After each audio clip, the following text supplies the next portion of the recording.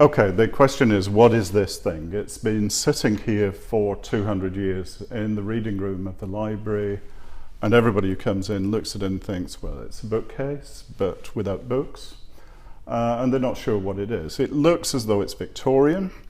It has this on top, the gift of Humphrey Chetham, Esquire, 1655, but it's clear that that really doesn't belong to it. So what is this? Well, in actual fact, this is a bed.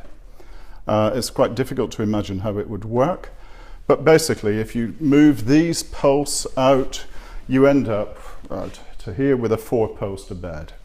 Obviously beds don't have shelves, and these shelves are modern. This panel, this and the one at the base are part of the backboard. So what you've got is you've got the backboard of a bed with the posts, and that's what survived. It's missing the actual structure that you sleep on. So what can we say about this?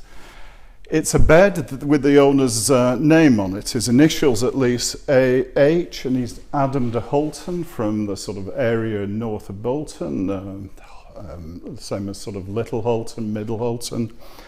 And he was active, I think, at the beginning of the 16th century. So this bed dates from the early 16th century and is one of the oldest beds of its kind in the country. This bit, the bit about Chetham, has been added much later, probably when it came here, because it was given to us by William Holton on April the 16th, 1827. Holton would have been a descendant of Adam.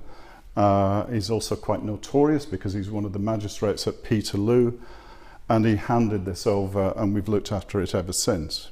The question is, should it go back to a bed, or should we leave it as a bookcase? If it's back to a bed, it has one interesting claim to fame, and that in 1745, Bonnie Prince Charlie stayed with the Holton family.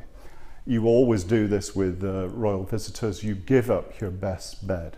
So it's very likely that Bonnie Prince Charlie slept in this. Whether he's left any bits of his DNA around for us to find is another question.